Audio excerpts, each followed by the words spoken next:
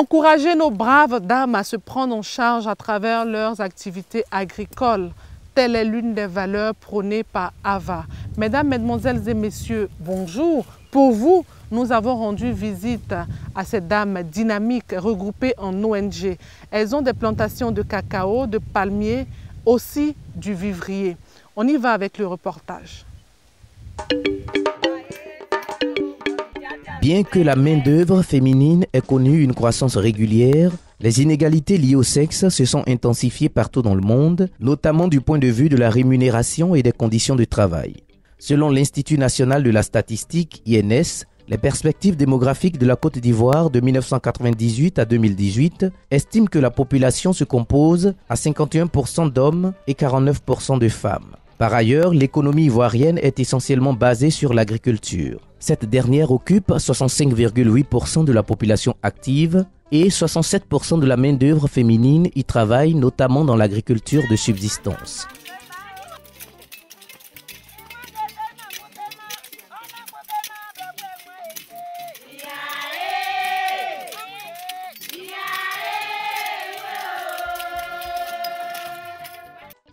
Notre groupement s'appelle Emiaï. Emiaï veut dire prenons courage, soyons motivés. C'est dans la motivation qu'on peut réussir une activité. Le message particulier que je peux donner, c'est que nous demandons de l'aide aux différents opérateurs économiques. Ils n'ont qu'à nous aider. Le travail manuel, ce n'est pas facile. Nous avons besoin des outils de travail. Nous avons besoin des engins pour pouvoir transporter nos produits. 60 à 80% de la production alimentaire est assurée par des femmes. Je vais l'aider le jeune là. Beaucoup moins. Et puis travailler là, ça va faire beaucoup. Moi, j'ai venu ici. J'ai vu façon de travailler. J'ai commencé à donner mon parlant encore. J'ai dit il faut faire bergine. Il faut faire piment. Il faut faire gomo. Il faut faire tous les vivriers, banane. Manioc, c'est tout qui est Côte d'Ivoire ici. Si ça là, si ça donne et puis on va manger là. Tout le monde est chargé là, il n'y a pas parlable. Les femmes pratiquent aussi des activités telles que la pisciculture, l'élevage de bovins, d'ovins, de volailles et de porcins. Le secteur tertiaire, commerce, services, administration occupe 41% d'hommes et 59% de femmes, mais généralement dans l'informel. Cependant, les femmes ne bénéficient ni du fruit de leur travail, production, transport, distribution, ni même du pouvoir de contrôle et de gestion qui devrait leur revenir.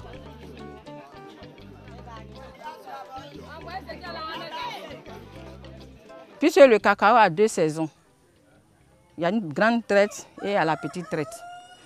Donc l'intermédiaire, on n'a rien dans la poche. Donc j'ai sensibilisé les femmes pour qu'on produise du manioc, du maïs, le riz, le gombo, l'aubergine, le piment. On fait un peu de tout pour subvenir à nos besoins. Mais ce que je demande à l'État ivoirien aujourd'hui, c'est de venir à notre aide. Surtout nous, les femmes productrices de café cacao. On sensibilise les hommes à céder au moins une petite portion aux femmes. Mais c'est très lent. Par contre, d'autres même refusent même de donner. Pourtant, ils ont souffert avec cette femme pendant des années. Mais ils ne veulent pas lever le doigt pour dire, voilà ta part. Or, en Afrique, quand le père meurt, chez nous à l'ouest, c'est les hommes qui prennent les plantations. Quand ils prennent, ils s'en foutent des enfants. Vous devez voler à vos propres ailes pour réussir. Et quand c'est au sud, c'est les neveux qui prennent. Ceux qui n'ont rien vu dans la création de la plantation, c'est eux qui deviennent héritiers. Pour finir tout ça là, on demande aux papas producteurs de céder au moins une petite portion à nos mamans ou à nos sœurs pour qu'elles deviennent aussi productrices, pour qu'elles dépendent d'elles-mêmes. Parce que quand la femme a l'argent, elle soutient sa famille, elle soutient même jusqu'en dehors de sa famille, elle soutient. Mais l'homme, son argent, il le garde dans sa poche. Il a peur de toucher même pour te donner. Donc vraiment, c'est une aide qu'on demande à l'État. De faire passer ça dans les médias pour que ces hommes-là puissent penser aux femmes parce qu'on a tant souffert. La Journée internationale des femmes, célébrée tous les ans le 8 mars, a eu pour thème cette année « Penser équitablement, bâtir intelligemment, innover pour le changement ». La thématique propose de réfléchir aux moyens innovants permettant de faire progresser l'égalité des sexes et l'autonomisation des femmes. Ma tante m'a donné une table pour tailler les oranges. Donc je faisais tailler les oranges, après les oranges, je suis passée à la salade. Salade avec avocat, après je suis passée aux frites, après c'est les poulets. Aujourd'hui, vraiment, tout le monde le sait, on connaît maman au BV. J'arrive à vendre 500 poulets. Et puis moi, je vois que les jeunes filles qui sont à la maison, c'est juste pour leur dire de se lever. Il ne faut pas qu'elles vont rester à la maison pour attendre maman ni papa. On peut demander l'argent à maman, on n'a pas besoin de millions pour évoluer. Nous, notre temps, on n'a pas commencé avec des millions. C'est avec 2000. On a commencé Orange. Orange, aujourd'hui, on vend 500 poulets. Je suis partie de rien du tout. Je suis partie, j'étais à l'école et puis je voulais faire mes études supérieures au Canada. Et comme mes parents ne m'ont pas prévu des moyens, j'ai dit bon, il faut que je travaille dur. Et donc j'ai commencé d'abord par faire les outros. J'ai fait un outro, 2 jusqu'à 10. Et puis par jour, j'avais au moins 5 000. Après, j'ai créé un lavage auto à la Riviera, c'est toujours là actuellement. Et donc j'ai commencé par avoir de l'argent, auto, lavage. Moi-même, je partais laver. Ça m'a permis d'avoir de l'argent. Et avec cet argent, quand j'ai vu l'opportunité d'acheter le restaurant Soukalo, je me suis présentée, j'ai pris le fonds de commerce. C'est comme ça que je suis devenue propriétaire du restaurant. La femme est le pilier et l'épicentre de toutes les activités menées dans la société. Elle est incontournable dans la vie d'une nation car elle est en même temps l'épouse, la mère, la sœur, la grand-mère. À nos enfants là, c'est manioc là qui nourrit nos enfants. On n'a personne, parce que si on n'a pas fait pour vendre manioc là, qui va nous aider? C'est dans ça qu'on est dedans. On est déjà fatigué de vendre. On ne sait pas ce qu'on va faire. Ah, on veut qu'on n'ait qu'à regarder le tas de manioc là pour nous. Pour que nous aussi, on change. Mais les gens là souffrent. Nous aussi, on n'a plus de mari. C'est le manioc là qui est devenu mon mari là. C'est eux qui peuvent nous aider. Malgré cette place importante et ce grand rôle dans la société, les femmes quotidiennement assujetties aux tâches les plus lourdes, production, éducation, sont la couche sociale la plus déshéritée, la plus exploitée et la plus fragile. Au début, je partais à l'école. Je suis arrivée en cas de CM2, j'ai eu mon examen même. Je voulais aller à l'école, j'avais l'envie d'aller à l'école. Mais par manque de moyens, je suis restée. Ils m'ont mis dans les coutures, dans tout gros. J'ai dit non, même j'ai eu à faire travail de servante même. J'ai dit non, que je vais aller à l'école. Bon, un soir, mon papa m'a fait asseoir pour dire c'est pas dans l'école seulement on réussit.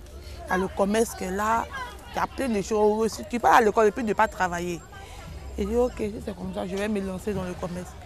Et c'est comme ça que j'ai suivi ma maman. Puis je me suis lancée dans le commerce. En contribuant de manière déterminante aux économies mondiales, les femmes rurales jouent un rôle crucial dans les nations développées comme en développement. Elles renforcent le développement agricole et rural, améliorent la sécurité alimentaire et peuvent aider à réduire les niveaux de pauvreté au sein de leur communauté. J'ai vu Jennifer à la télé qui encourage les femmes de vendre pour aider nos maris. Aujourd'hui, il y a des femmes qui vendent les aubergines, il y a les femmes qui vendent les porcs comme moi. Moi, je vends porc. Depuis, ça me fait 25 ans. J'aide mon mari. Toutes les commerçantes qui sont sur le terrain, ils aident les maris. Ce n'est pas à travers des blancs seulement qui aident les maris. Même avec le commerce, on peut aider nos maris. Mais nos enfants à l'école, on aide nos maris. Dans nos commerces, on fait tout à la maison. On partage les travaux. Mon mari paye l'eau, moi je paye le courant. Mon mari n'est pas à la maison, je paye remplir les conditions. Donc aujourd'hui, j'ai dit à toutes mes soeurs de vendre, de faire commerce. Et si une jeune fille, elle peut dire non, que bon, moi je ne peux pas me lancer dans le commerce. Je peux dire, J'ai mon café cacao qui est là, j'ai des garçons, je ne suis pas vilaine. Mais une femme, pour être respectée, il faut toujours travailler. Une femme, pour être respectée, il faut toujours faire quelque chose. Raison pour laquelle j'ai suivi maman. Aujourd'hui, je vends, je vais à la gare. À la gare, je vais payer le poisson. Je vais au port, je paye mon poisson. C'est au nom de toutes les femmes. J'ai créé cette association des femmes productrices. C'est une coopérative que j'ai d'abord, avant de créer l'association des femmes productrices de café cacao. Donc, je n'ai pas de choix à faire. C'est toutes les femmes, toutes celles qui sont femmes doivent se mettre au travail. J'ai approché les maris de donner la part de leurs femmes afin que ces femmes-là travaillent. Je n'ai pas été à l'école, je n'ai pas fréquenté, mais c'est ma manière d'aider mon pays. Nous sommes 500 femmes, 827 hommes. Mon devoir, c'est d'aider les femmes à être aussi productrices comme moi. Je demande à toutes les femmes de Côte d'Ivoire d'aimer la cacaoculture parce que ça nourrit son homme. Tant bien que nous faisons la culture vivrière, mais on est obligé de faire le cacao parce que le cacao, il donne gros. Par moment, j'ai au plus d'1 million. Donc, je vous exhorte à aimer la cacaoculture pour avoir un lendemain meilleur. Dans certaines parties du monde, les femmes constituent 70% de la main-d'œuvre agricole, comptant pour 43% des travailleurs agricoles de par le monde.